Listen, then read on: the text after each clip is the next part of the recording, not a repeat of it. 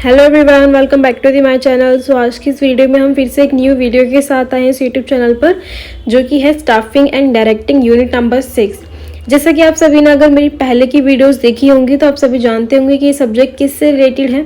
लेकिन अगर आप फर्स्ट टाइम मेरे यूट्यूब चैनल पर आ रहे हैं तो मैं आपको बता देती हूँ, जो MBA सब्जेक्ट है उसमें जो मैनेजमेंट फंक्शन का जो आपका सब्जेक्ट है उसके अंदर आपको ये टॉपिक मिल जाएगा, स्टाफिंग एंड डायरेक्टिंग। तो यहाँ पर हमने पहले की जो भी यूनिट्स थी, 5 यूनिट्स थी, हमने सारी यूनिट्स कंप्लीट कर ली हैं। अब हम यूनिट 6 पे आ चुके हैं। तो अगर पहले की यूनिट्स नहीं देखी है तो आप पहले की यूनिट्स देख लीजिए। अगर आपके एग्जाम आने वाले हैं तो बहुत ज़्यादा फुल होने वाली है वीडियोस आपके लिए। सो अगर आप ही फर्स्ट टाइम मेरे यूट्यूब चैनल पर आ रहे हैं तो मेक श्योर अभी तक आपने जो मेरा यूट्यूब चैनल है वो सब्सक्राइब कर दिया होगा, बेल आइकन को क्लिक कर देना एंड टाइम से टाइम नोटिफिकेशन आपको मिलता रहेगा। एंड चलिए हम वीडियो को शुरू करते हैं। सबसे पहले हम बता देते हैं कि स्टाफिंग होता क्या है। आप स्टाफिंग से समझते क्या है, आप नेम से ही समझिए। स्टाफिंग मतलब स्टाफ, जो आपकी कंपनी में स्टाफ होता है उसको आप स्टाफिंग कहते हैं। मतलब उस स्टाफ को आप जब हायर करते हैं आप उस चीज़ को स्टाफिंग कहते हैं। स्टाफिंग का मतलब होता है, staffing refer to the process of acquiring, developing and retaining personal to fit the position within an organization. It involve identifying recruitment, selection, training, developing individuals to meet an organization humans resources and need.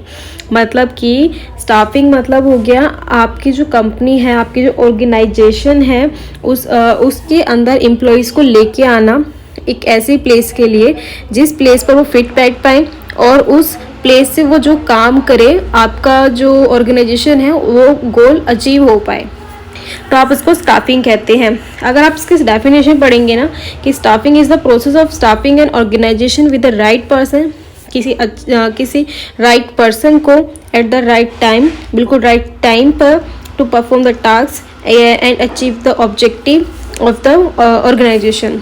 मतलब कि बिल्कुल right time पर right person को right job पर अगर रखा जाए तो आपका जो ऑर्गेनाइजेशन का ऑब्जेक्टिव है वो अचीव करना बहुत ज़्यादा ईजी हो जाता है। तो यहाँ पर हम जो है स्टाफ को रखने वाले हैं, उनको रिक्वायरमेंट करने वाले हैं, उनको ट्रेनिंग देने वाले हैं, उनका सिलेक्शन होगा, उनको फिर डेवलप किया जाएगा, है ना। तो यहाँ पर हम स्टाफिंग करने वाले हैं स्टाफ्स की। तो चलिए चलते हैं आगे। फंक्शंस क्या होते हैं स्टाफिंग के। तो अगर फंक्शन देखें, सबसे पहले फंक्शन है मैन पावर प्लानिंग, कि क्या किस जॉब के लिए कौन से पर्सन की आपको ज़रूरत है। सबसे पहले आप यही देखेंगे ना कंपनी के अंदर कि किस चीज़ की ज़रूरत है, किस पर्सन की ज़रूरत है, किस स्किल की ज़रूरत है इस कंपनी के अंदर। जब अभी फाइंड आउट कर लेंगे तब आप स्टाफिंग करना शुरू करते हैं ना।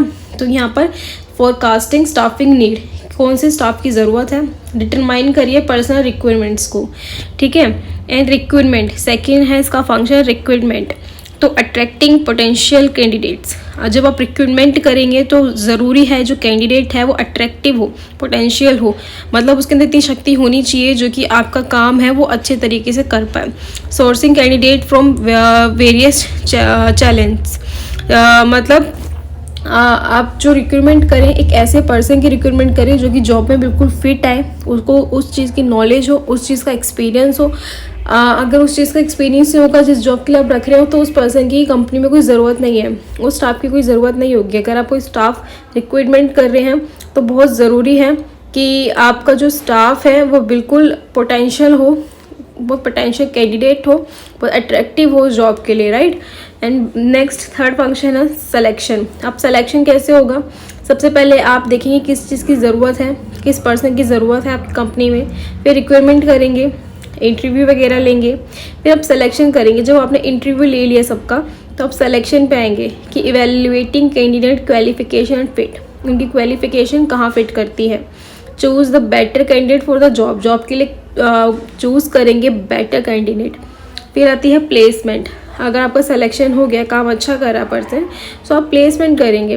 Assigning selection candidate to specific roles, मतलब कि अब आप उसको एक स्पेसिफिक रोल्स देंगे। आपने सिलेक्शन कर लिया, अब आप उसको प्लेसमेंट करेंगे। यानी कि अगर अकाउंट्स में है तो आपको देखना है कि उसको किस प्लेस पे रखना है, किस काम में वो बेहतर है, GST, ITR या फिर बुक कीपिंग के लिए बेस्ट है, ठीक है। तो इन सब चीज़ों के लिए आप प्लेसमेंट देंगे। इंश्योर करेंगे प्रॉपर जॉब उसको है फिट होनी चाहिए, ensuring proper job fit. Fifth है ट्रेनिंग एंड डेवलपमेंट। अब आप उस चीज़ के अंदर उसको ट्रेनिंग देंगे। Provide training and development opportunities. Enhance करेंगे एम्प्लॉय स्किल एंड नॉलेज, जो एम्प्लॉय हैं उनकी स्किल एंड नॉलेज को आप इन्हेंस करेंगे। सिक्स फंक्शन है performance appearance, evaluating employees and performance, providing feedback and coaching. ठीक है, आप मतलब परफॉर्मेंस अपीयरेंस मतलब क्या हो गया कि आप उसको आप मतलब अगर वो काम अच्छा कर रहा है तो आप उसको बोलेंगे कि अब काम काफ़ी अच्छा कर रहा है, उसकी परफॉर्मेंस काफ़ी अच्छी है, आप उसको फीडबैक देंगे, है ना, तो इससे वो और भी बेहतर काम कर सकता है। Promotion and transfer, identify opportunity for advancement, मतलब कि अगर वो काफ़ी अच्छा काम कर रहा है तो आप उसको प्रमोशन देंगे या फिर ट्रांसफ़र करेंगे और भी हायर अपने जॉब के लिए, टेक्नीशियन के लिए, है ना। Manage employ career development. And at है retention, implementing strategy to retain top talent. ठीक है, तो यहाँ पर ये जो था आपका फंक्शन भी हो जाता है। And this is the process also of staffing, also process of staffing, ये स्टाफिंग का प्रोसेस भी है जो कि आपको मैंने अभी फंक्शन के उसमें पढ़ाया है। सबसे पहले आप मैन पावर प्लानिंग, फिर रिक्वायरमेंट करेंगे यानी कि इंटरव्यू, फिर आप सिलेक्शन करेंगे जो भी इंटरव्यू होने के बाद आता है पर्सन, फिर आप उस पर्सन की प्लेसमेंट करेंगे किस जॉब पे फिट रहने वाला है, फिर आप उसको ट्रेन करेंगे, थोड़ी उसको नॉलेज देंगे और भी उससे रिलेटेड उसकी परफॉर्मेंस के ऊपर उसकी तारीफ़ करेंगे, उसे फीडबैक देंगे, फिर आप उसका और भी अच्छा काम होगा तो आप उसका प्रमोशन करेंगे, ट्रांसफ़र करेंगे। ठीक है, तो ये कुछ पॉइंट्स थे जो कि फंक्शन जो कि आपका फंक्शन ऑफ स्टाफिंग रहने वाला है। एंड इसके अलावा प्रोसेस जो रहने वाला है। ठीक है, ये दोनों चीज़ आपका इसी में कवर हो गया है। नेक्स्ट बात करें इंपॉर्टेंस ऑफ स्टाफिंग। स्टाफिंग की ज़रूरत ही क्या है कंपनी में, क्या ज़रूरत रहने वाली है स्टाफिंग की। तो जैसे कि आप सभी जानते हो अगर स्टाफ ही नहीं होगा, अगर हम स्टाफ को सेलेक्ट ही नहीं करेंगे, हम इंटरव्यू ही नहीं लेंगे, ट्रेनिंग्स नहीं देंगे, तो हमें अच्छा और सबसे नॉलेजेबल पर्सन उस जॉब के लिए कैसे मिलेगा। अगर हम स्टाफिंग नहीं करेंगे तो हमारी जॉब है उसके लिए पर्सन फिट नहीं बैठने वाला। सबसे पहला जो पॉइंट है optimum utilization of resources. Ensure right person to right job, ensure करिए जो राइट पर्सन है इन राइट जॉब रहे। Minimize productivity and efficiency. And second point है इम्प्रूव परफॉर्मेंस। जो परफॉर्मेंस है वो काफ़ी ज़्यादा इम्प्रूव होगी अगर आप स्टाफिंग जो है अच्छे तरीके से करते हैं। इन जॉब सेटिस्फैक्शन मोटिवेशन, अगर आप स्टाफिंग अच्छे तरीके से करेंगे जो जॉब है उसको सेटिस्फैक्शन मिलेगा पर्सन को। अगर उस पर्सन को अपनी जॉब के रिगार्डिंग नॉलेज होगी तो वो उस काम को और भी बेहतर से करेगा, जिससे कि उसको सेटिस्फैक्शन मिलेगा एंड मोटिवेशन मिलेगा। Increase employee engagement and commitment, मतलब कि अगर उस पर्सन को काम अच्छी तरीके से आएगा तो वो इंगेज रहेगा अपने काम के रिगार्डिंग। एंड थर्ड पॉइंट है अचीविंग ऑर्गेनाइजेशन गोल। स्टाफिंग जो है इंश्योर करता है राइट पर्सन को टू अचीव गोल्स। ठीक है, एंड सेकंड है support business strategy and objective. Staffing अच्छी तरीके से होगी तो ऑर्गेनाइजेशन का गोल जो है बहुत ईजी तरीके से आप अचीव कर पाएंगे। एंड इसके अलावा अगर हम फोर्थ इम्पोर्टेंस की बात करें, कॉम्पिटिटिव एडवांटेज, तो attract to retain top talent. जब भी आप स्टाफिंग करते हैं तो सबसे पहले आप देखते हैं कि किसमें सबसे ज़्यादा टैलेंट है, कौन इस जॉब के लिए फिट रहने वाला है, किसको ज़्यादा नॉलेज रहने वाली है। जो भी टॉप टैलेंट पर्सन होते हैं आप उसको हायर करते हैं इस जॉब के लिए एंड स्टाफिंग करते हैं। Enhance organization reputation and image, अगर अच्छे पर्सन आपकी ऑफिस में आएंगे, टैलेंटेड लोग आएंगे तो जो आपकी ऑर्गेनाइजेशन की रेपुटेशन है वो अच्छी बनी रहेगी। अगर आप कोई भी पर्सन स्टाफ कर लेंगे तो कुछ नहीं कह सकते कि आपकी कंपनी की रेपुटेशन क्या रहने वाली है ना। तो इसके बाद अगर हम बात करें फिफ्थ पॉइंट की, reduce turnover and attitude. Proper staffing reduce turnover cost. जो प्रॉपर स्टाफिंग होती है वो रिड्यूस करती है टर्नओवर कॉस्ट को एंड इंक्रीज करती है स्टेबिलिटी एंड कंटिन्यूटी। अगर नॉलेज अच्छी होगी तो पर्सन स्टेबल होके काम करेगा आपकी कंपनी में एंड जो कंटिन्यूटी है वो भी रखेगा।